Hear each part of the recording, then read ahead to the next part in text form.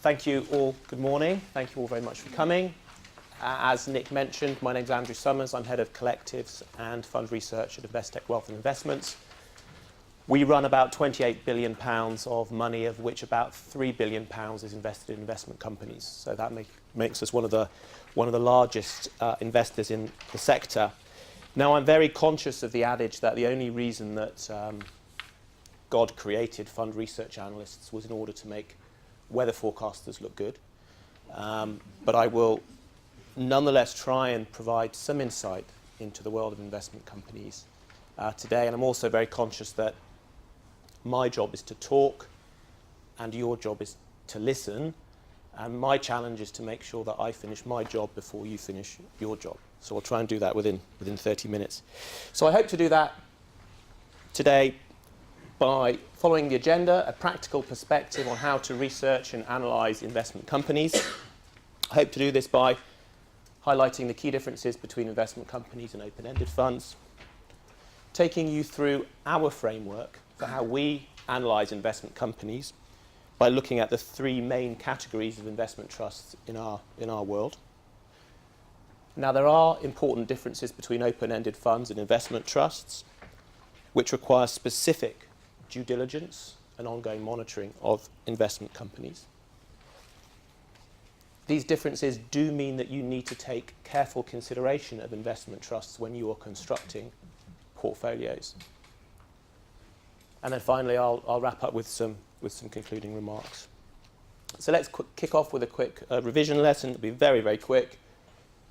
Investment companies are closed-ended and they have permanent capital. They can gear. Investment trusts can trade at a share price rather than an NAV.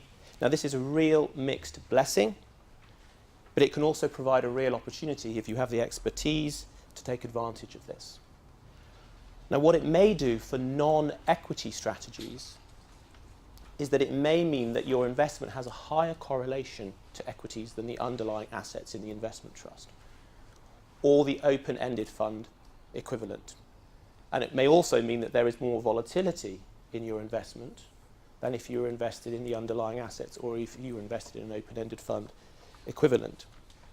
And the extent to which the share price deviates from the net asset value can be controlled to some extent by the board of directors. And it's very important that we understand how and when that board of directors may or may not try and influence the premium and the discount. And fourthly, because investment companies are companies, they have the ability to use accounting rules available to them to create reserves that can smooth and augment dividend payments. The investment company sector is about 1/10 of the size of the open-ended sector in the UK, and I think that's a pretty good rule of thumb for the kind of percentage of a typical portfolio that you should be looking to have invested in investment companies, about 10%. Okay. So I said a moment ago that we split the investment company universe into three main categories. The first main category is investment companies which invest in areas that you just cannot access via open-ended funds. Investment companies are the only show in town. That's about 10% of the universe. The second area is areas where you can access the strategy or the asset class via an open-ended structure, but you can also access them via investment companies, and the investment company structure is a preferable way of accessing that asset class than an open-ended structure. And that's about 1/3 of the universe, in my opinion. Then about half of the universe is areas where the investment company strategy or asset class can also be accessed via open-ended funds, and there is not necessarily a huge benefit to accessing that asset class via an open-ended structure. Now, I am very conscious that those numbers do not all add up to 100, okay? Which kind of reminds me of the old adage that there are three types of people: those who can count and those who can't. But these are just very, very broad numbers. Right, so let's take the first main category, okay? Where investment companies are the only option in town. Now, there are actually very, very few areas where you can really only invest in strategies via an investment trust. Okay? It's principally private equity, some hedge fund strategies, and some very illiquid credit strategies and non-UCITS compliant strategies. Okay? Now, the main thing all these have in common is that they invest in assets or strategies which are simply incompatible with a regulated, open-ended format. Remember, investment companies are companies. You can put virtually anything into a company. Right? Private equity. The illiquidity of the underlying assets makes the alternative, a 7-year plus lockup LLP structure, simply not an option for the vast majority of investors. And in the case of hedge funds, I've listed a few here, without the investment company structure, you would struggle to invest with any of these managers because their open-ended funds are either closed, not available to retail investors, or have very long lockups. So let's look at the hedge fund example in a bit more detail. These are just some examples here. We've got 3 hedge funds here. We've got Brevan Howard, we've got Winton, which is the Ascension Fund, we've got Bluecrest. These have all done reasonably well in total return terms and certainly very well relative to cash, their benchmark, and with much less risk than equities and with very little correlation to equities. I've got a question for you. How many of you here think you will make money in real terms out of gilts over the next 5 years? Okay, so where are you going to get your uncorrelated returns from? This might be a good place to start. Okay. Now note, in 2008, in periods of extreme stress, these share prices will sell off along with everything else. Okay? Everything correlates to one. But look how quickly those share prices bounce back.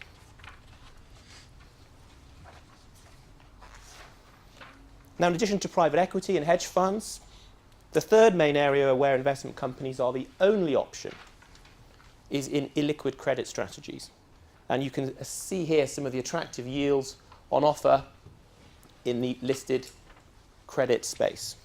Now, this is a huge area for us.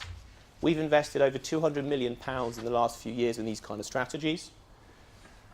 Our demand has come from the continued hunt for yield in a low interest rate environment. And the supply of these strategies has come from bank disintermediation. As a result of regulation and stricter capital requirements, banks are offloading a lot of these illiquid assets. And the investment company universe is uniquely placed to take advantage of these.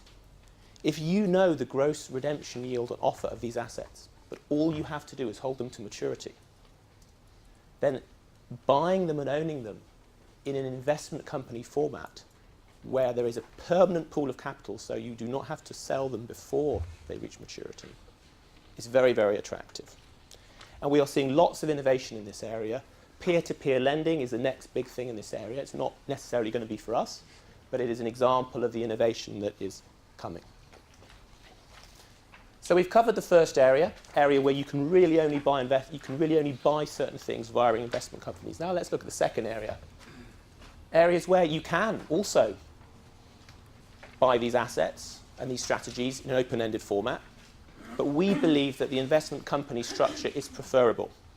Now this is a real rich hunting ground for us, and it's an area where if you have investment company expertise, you have a real competitive advantage over your competitors who can only go via the open-ended option, even though the investment company option may well be preferable.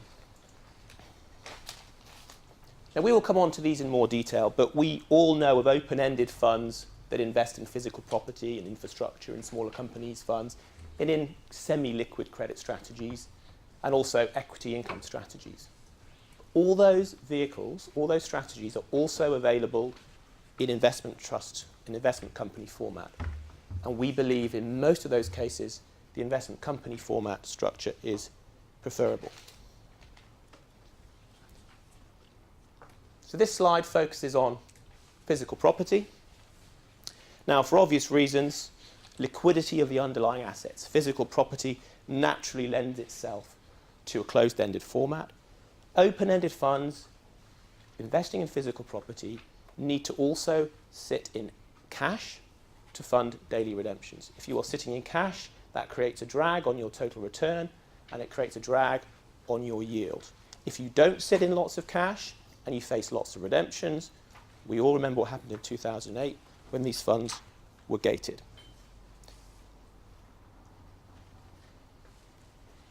Taxation is another less well-known consideration. Every time an investor goes into an open-ended fund, if Investec buys £10 million of an open-ended fund, that fund manager has to buy a building. That building will cost at least 5% in costs. Now that 5% in costs will either be borne by me as the investor, as the new investor into the fund, or it will be borne by existing investors. Either way, that cost is borne by somebody in the fund, because you cannot get away from the fact that if a manager is taking an inflow into a fund, they have to buy a building and that incurs costs. In contrast, if I buy £10 million worth of an investment company, there is no inflow. I've just bought the shares. The capital is permanent. The fund manager doesn't have to buy a building. There are no transaction costs. I do not have to pay stamp duty as a result of that inflow, either as a new investor or as an existing investor. Gearing is appropriate if it's modest and where it is used mainly to gear stable cash flows, and commercial property is a good example of that. And finally, a slight nuance on the permanent pool of capital idea. I estimate that in 2014, UK physical property managers had to invest about £4.5 billion. Now that compares to about £500 million of equity that was raised by the boards of property investment companies. Now what that means is that the boards of investment companies, property investment companies, that have the choice about when to take in money, okay, they can decide when to raise equity or not, chose not to raise as much money, nearly as much money, as the fund managers of the open-ended sector were obliged to take in because their funds are open-ended. Okay, and I think that's very instructive. Now, why not? Well, because yields were coming in sharply, and if you are an investor in a fund which is receiving lots and lots of daily inflows, which are being invested at ever higher prices in the property market, as an existing investor, you are being diluted. If you're an investor in an investment company where there are no inflows, you are not being diluted, because there are no inflows and the fund manager is not being forced to invest those inflows at ever elevated prices. Now, having taken you through some of the advantages of the investment company structure for property funds, obviously there's some disadvantages as well. So there's some good news here and there's some bad news. Now, how many of you here used to watch The Office with Ricky Gervais? Any of you fans? Right, so when I'm talking about good news and bad news, it reminds me of the scene where David Brent gets all his guys together and he says, look, I've got some good news and I've got some bad news. He goes, the bad news is you're all being made redundant. The good news is I've got a promotion. And then he looks around all the sullen faces and he goes, you're still focusing on the bad news, aren't you? So there's some good news and there's some bad news. And it relates to what I was saying earlier, which is that physical property, as measured by NAV, will in most circumstances have a lower volatility and a lower maximum drawdown and a lower equity correlation than the share price of the investment company. And that is understandable, because every time you create an investment company, you're creating an equity wrapper which is offering daily liquidity, and it is bound to be impacted, as Nick said, by the sentiment of the market. But as we shall see later, we believe that this volatility provides an additional opportunity to be able to buy and sell investment companies at dislocated prices, which is an opportunity that you just don't have with with open-ended funds. Now this graph shows another danger of investing in investment companies. The black line is the IPD, it's the benchmark. The light blue line is the open-ended investment company sector, open-ended property sector, and the dark blue line is the closed-ended, listed investment company sector. And as Nick said, what you can see is in 2008, just before the NAVs start to tail off, the share prices start to wobble, and then all hell breaks loose when these capitals start to fall. And what you can see from the dark blue line is this was exacerbated by the effects of gearing. Falling values with gearing, big problem. So that's phase one. Properties, you get a wobble. Then phase two, all hell breaks loose. But of course, look at the bottom. If you'd have been smart enough to invest in January 2009, the average UK investment company property fund was trading on a 40% discount to NAV. And it was only a couple of months later that the sector's total returns started to turn positive again. So if you were brave enough and you invested in the right vehicles, because there's a lot of dross in that sector by that point, but there's still a lot of pretty good companies with pretty good assets and balance sheets that weren't completely out of whack, you could have generated a pretty nice return. And of course, you can see that with the good news, which is in the recovery phase, NAV is going up. You've got gearing. Happy days. Okay, investment companies will almost certainly outperform open-ended funds. Why? Because the investment company has gearing, whereas the open-ended fund is probably sitting in cash. The investment company is not having to invest new inflows at ever higher valuations, whereas the open-ended fund probably is. Another example of an asset class that works well in an investment company structure, but you can invest in also via an open-ended fund, is infrastructure. The light blue line here is the investment trust infrastructure sector. The dark blue line is an index of global infrastructure companies, and then the black line is the FTSE All-Share.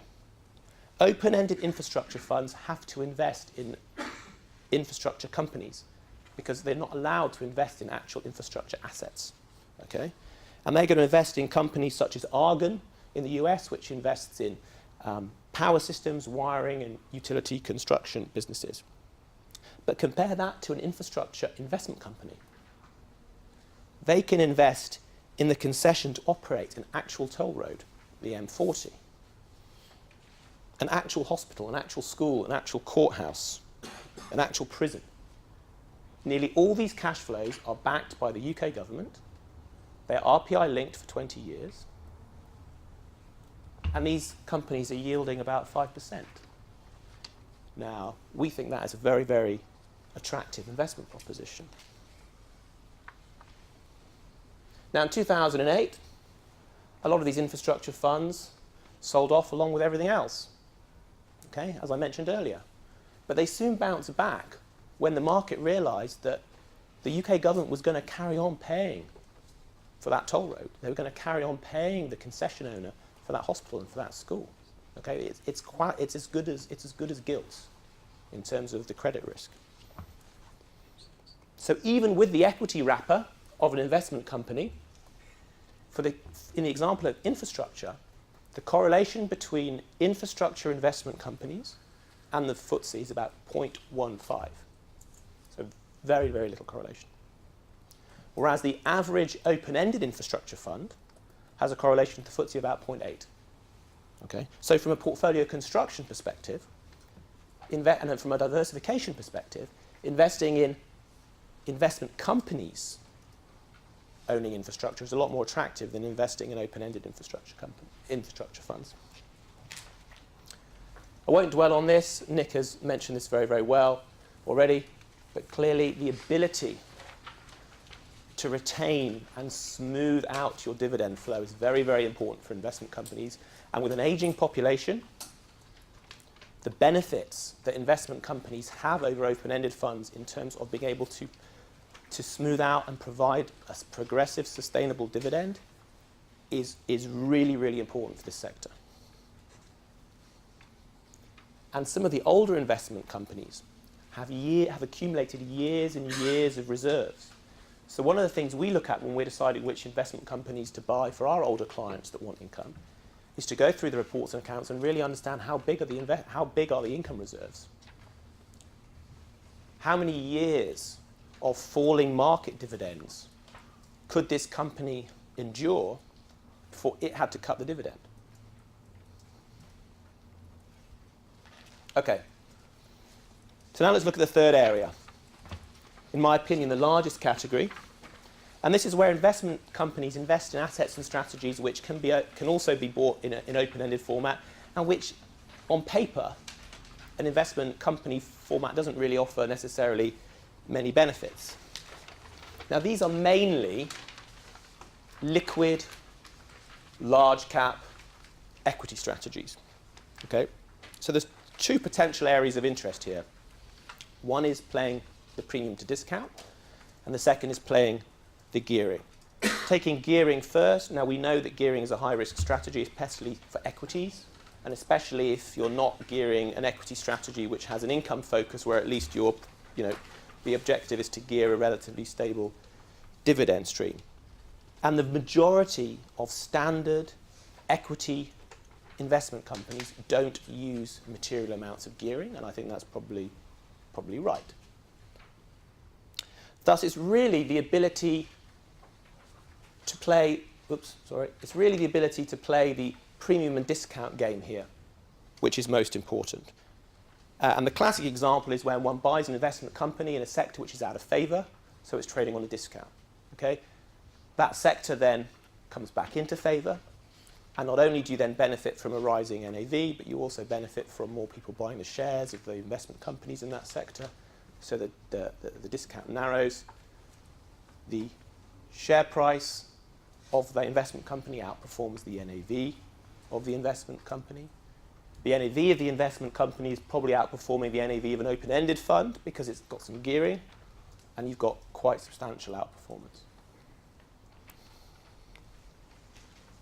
So to recap, certain illiquid and non-UCITS compliant strategies are only available in invested company format. If you do not invest in investment companies, you are missing out on a large and growing sector of the market, which is increasingly important, especially when you're talking about income-related strategies and an aging population.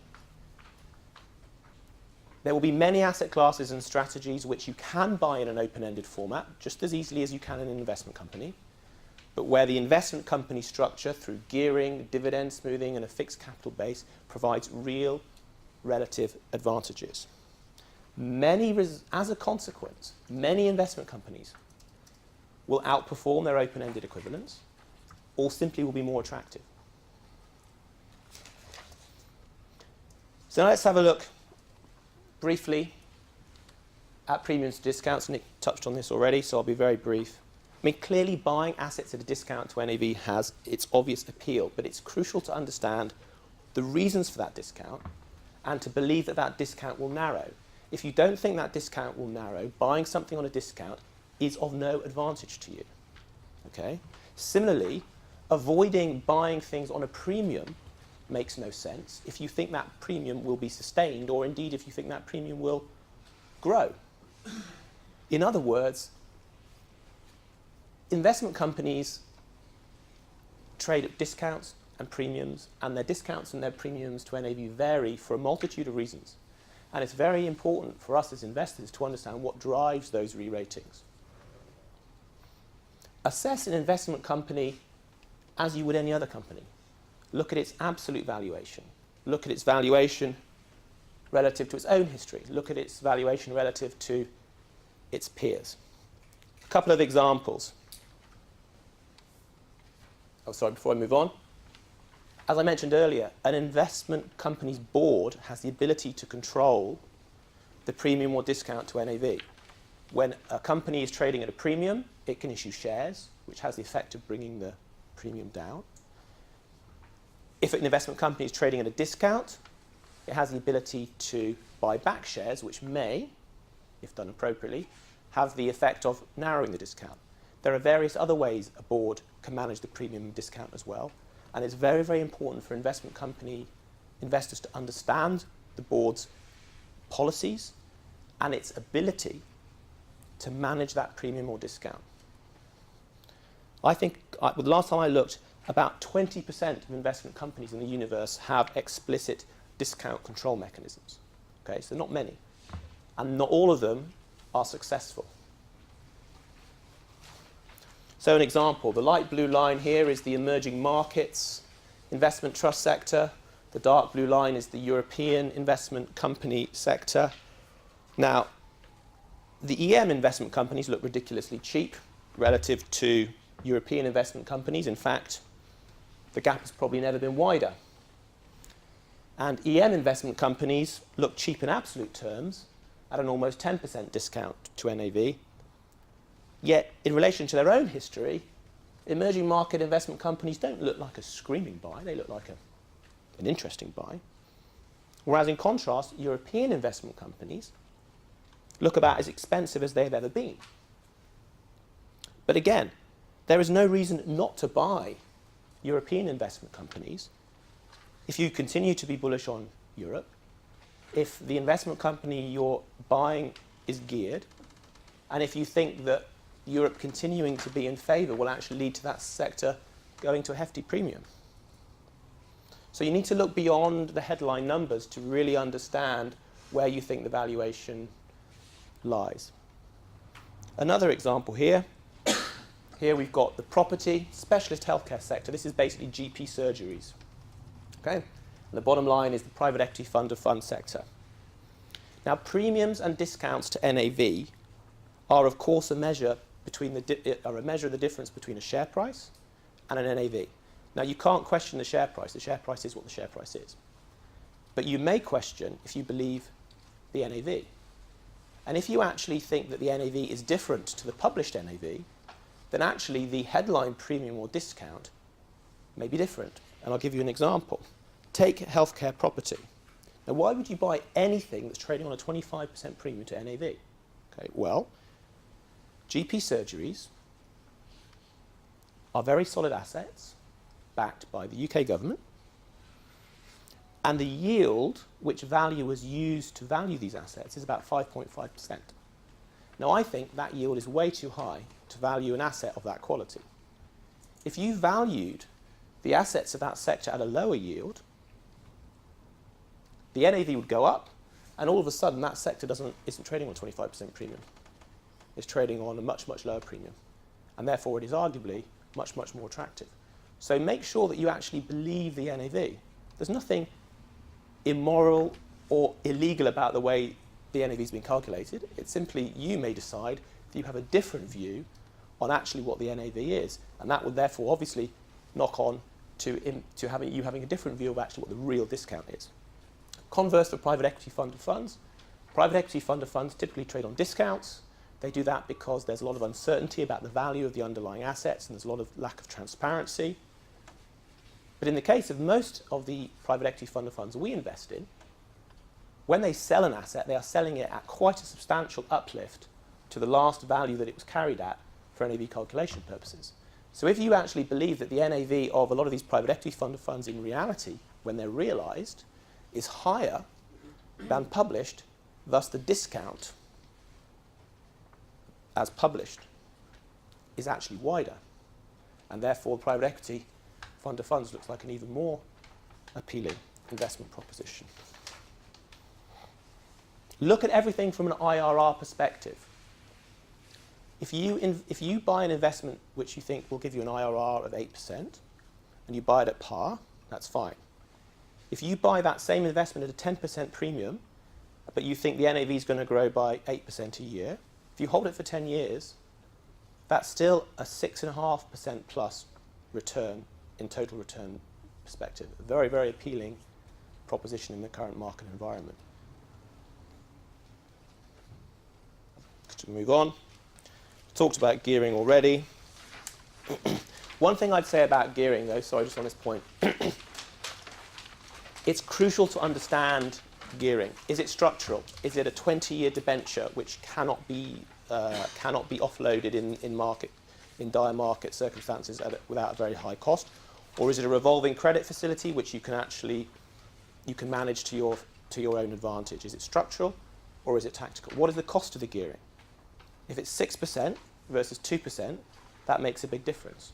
Who controls the gearing? Is it the board of directors that controls the gearing?